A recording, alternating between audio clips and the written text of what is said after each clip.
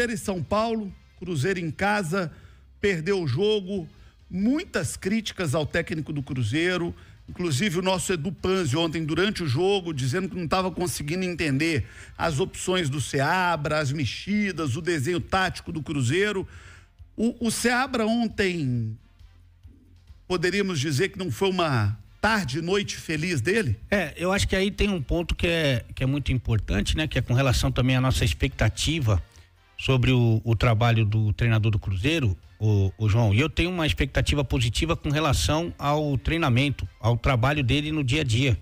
E a gente teve quase que uma intertemporada com a data FIFA, né? A gente teve tempo para que os treinadores conseguissem melhorar suas equipes, fazer os encaixes, pensar em possibilidades de escalação, de formação, entrosar, principalmente os jogadores que chegaram no meio do campeonato e, consequentemente, uma melhora dos times que são bem treinados, né? E eu acredito que o Seabra tem um bom conhecimento de futebol.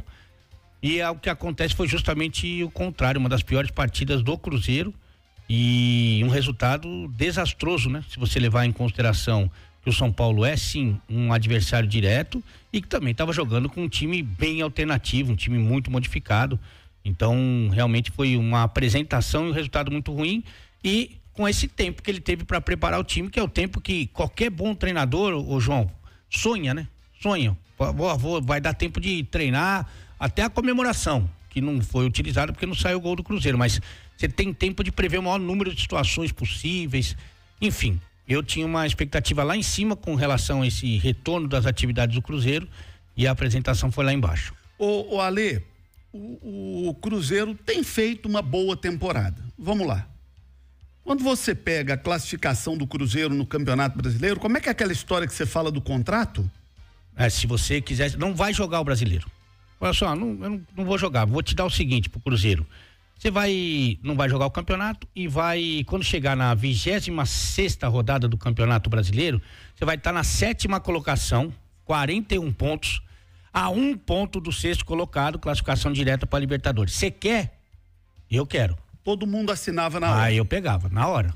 Então, façamos justiça. O Cruzeiro está com uma boa campanha no Campeonato Brasileiro. Sim. Uma boa campanha, sim, concorda? Concordo. Na Copa Sul-Americana, o Cruzeiro passou pelo Boca. Sim. Tá classificado, vai pegar o Libertad, passou pelo Boca. Isso. Então, convenhamos, também uma boa campanha. Claro. Por que o Cruzeiro está sendo tão cobrado e criticado, se tem uma boa campanha no Brasileiro, se tem uma boa campanha na Sul-Americana? Eu acho que a expectativa criada por dois momentos, né? Primeiro, pelo bom início do Campeonato Brasileiro do Cruzeiro, antes dos reforços. Ali, o Cruzeiro, o torcedor, ele subiu um pouco o sarrafo, né? Acho que de repente dá para sonhar mais alto, né?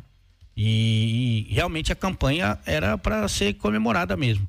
E aí, com uma campanha boa, você chega ali com vários reforços importantes, jogadores caros, jogadores com experiência em outros grandes clubes, a maioria inclusive no futebol europeu. Você fala assim, se já tava bom daquele jeito, chega uns cara fera, a tendência é você melhorar e brigar ali pelas primeiras colocações, os mais otimistas até por título, eu acho que já era exagero, mas sonhar com algo melhor no campeonato, porque a campanha é boa, chega bons jogadores, bons reforços, chega uma galera que gosta, que entende de futebol, que ama o Cruzeiro, que ama Minas Gerais, então eu acho que aí o otimismo tomou conta. Quando você não tem os resultados, e nesse momento o Cruzeiro não os tem, né? Porque uma vitória só nos últimos 7 jogos, é o 12º colocado do retorno do Campeonato Brasileiro, aí a frustração aumenta muito mais. Então acho que aumentou a expectativa e agora aumenta a frustração. Eu vou ser direto com você. Ok. Se você fosse o Pedrinho, se você fosse o Alexandre Matos, certo, se você fosse o Pedro Júnior, você pensaria neste momento numa troca de treinador no Cruzeiro ou não? Eu acho que é complicado, João. Primeiro porque você tem uma decisão aí no meio da semana. Esse é o principal ponto. Como é que você vai conseguir, quem é esse cara que vai chegar e como que ele vai conseguir implantar alguma coisa para um jogo tão importante como é o da Sul-Americana. Esse é o primeiro ponto. Segundo ponto, e aí é informação, não é opinião. Os caras gostam do Seabra.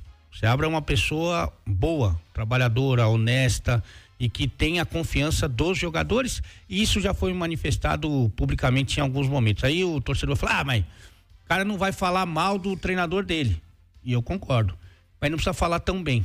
Quando você não quer defender o cara, você nem fala dele, né? E alguns jogadores já se manifestaram publicamente que gostam muito dele. Então, neste momento, eu não mandaria embora o Seabra. Esse momento é muito delicado. Eu acho que eles estavam pensando, inclusive, nessa possibilidade para a data FIFA. Então, se ele tivesse mais um tropeço, de repente eles conseguiriam mudar, porque daí você tem tempo, não só do cara que chega, botar um pouquinho do seu trabalho ali no campo, como também de convencer os principais líderes de que essa troca é necessária e importante. Então, acho que agora, nesse momento, não. Agora, ô João, uma coisa que eu já falei aqui, inclusive no bastidores, e eu acho que muita gente já tem consciência disso, o Seabra nunca foi o treinador dessa turma. Ele nunca foi. E o Seabra sabe disso. Ele não era, com todo respeito, treinador nem da antiga direção. Não era. Porque se ele fosse da antiga direção, na virada do ano, ele era o técnico, ele não tinha ido lá pro Red Bull Bragantino. Foi lá que ele virou porque a coisa tava feia pro lado do Ronaldo, o caixa tava vazio, o Ronaldo não queria botar a mão no bolso, já estava pensando em vender o Cruzeiro. Falou, deixa eu buscar uma solução caseira aqui que vai me custar barata. Isso. Né? Até eu poder ali na frente fazer um negócio de vender o Cruzeiro. A realidade é essa. De repente, até para explorar, como ele era treinador da base, super vencedora, né, no comando dele, explorar mais os jovens para fazer um outro dinheiro ali na frente. Mas não era. E o Pedrinho e o Matos falaram isso para ele claramente, respeitosamente. E ele foi comprando tempo com o resultado. Os resultados vieram num dado momento. Agora, sem o resultado e sem o desempenho, porque uma coisa é o seguinte, se perdeu pro São Paulo de 1-0, mas o goleiro dos caras foi o melhor do time, o juiz roubou, sabe?